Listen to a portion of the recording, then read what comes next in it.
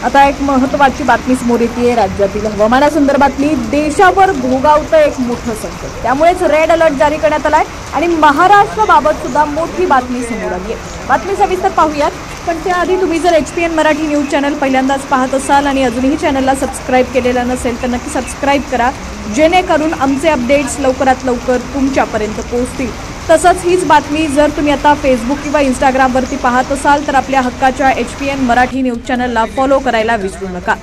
यंदा पाऊस काही पाठ सोडायला तयार नाहीये। काही दिवसांपूर्वीच देशासह महाराष्ट्रात अतिवृष्टी झाली होती, याचा मोठा फटका हा अनेक राज्यांना बसला। महाराष्ट्रातही प्रचंड नुकसान झालं।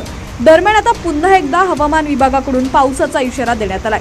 केरळ, तामिळनाडूसह संपूर्ण दक्षिण भारतामध्ये पुढील 3 दिवस अतिवृष्टीचा इशारा देण्यात आलेला असून या पार्श्वभूमीवर अनेक जिल्ह्यांसाठी पावसाचा रेड अलर्ट जारी करण्यात आलाय। अतिमुसळधार पावसाची शक्यता वर्तवण्यात आलेली आहे। दरम्यान याचा परिणाम हा महाराष्ट्रातही जाणवणार आहे। राज्यातील अनेक जिल्ह्यांमध्ये जोरदार पाऊस पडू शकतो, तर काही जिल्ह्यांमध्ये हलक्या ते मध्यम स्वरूपाचा पाऊस पडू शकतो, असा इशारा हवामान खात्याकडून देण्यात आलाय। महाराष्ट्रात पुणे आणि सोलापूर जिल्ह्याला पावसाचा येलो अलर्ट जारी करण्यात आलेला असून मध्यम ते जोरदार पावसाची शक्यता आहे। दुसरीकडे अरबी समुद्रात वादळ सदृश्य वातावरण निर्माण झालेलं आहे। तसंच ताशी 40 ते 50 किलोमीटर वेगाने वारे वाहत आहेत। मच्छीमारांनी समुद्रात मच्छीमारासाठी जाऊ नये असा इशारा हवामान विभागाकडून दिलेला आहे। नौका आश्रयासाठी बंदरात दाखल झालेले आहेत। 2 दिवस वादळ सदृश्य वातावरण झाल्यानं मच्छीमार व्यवसाय ठप्प झालेला आहे।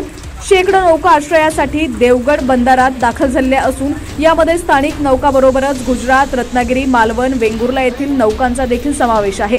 पुढील 3 दिवस जिल्ह्यात वादळ सदृश्य परिस्थिती कायम राहणार आहे। दरम्यान तुम्ही पाहू शकता, सोलापूरमध्ये मुसळधार पावसामुळे सोलापूर शहरातील विविध भागांमध्ये पाणी साचल्याचं पाहायला मिळालं। नागरी वस्तीतही काही प्रमाणात पाणी साचलं होतं। मात्र मध्यरात्री पावसानं उसंत दिल्यानं सोलापूरकरांना काहीसा दिलासा मिळाला, परंतु पुढील 2 दिवस अवकाळी पावसाचा अंदाज हवामान विभागाकडून वर्तवण्यात आलाय। सोलापूर शहरातील पूर्व भाग, अवंतीनगर, वसंत विहार, जुळे, सोलापूर, नई जिंदगी या भागात मोठ्या प्रमाणात पाऊस झालेला असून पाणी साचल्याचं देखील पाहायला मिळालं। दरम्यान आता राज्यातील तुमचा जिल्हा कोणता आणि तुमच्या जिल्ह्यातील हवामानाची काय स्थिती आहे ती देखील आम्हाला कमेंट्सच्या माध्यमातून नक्की कळवा। पाहत रहा HPN मराठी न्यूज।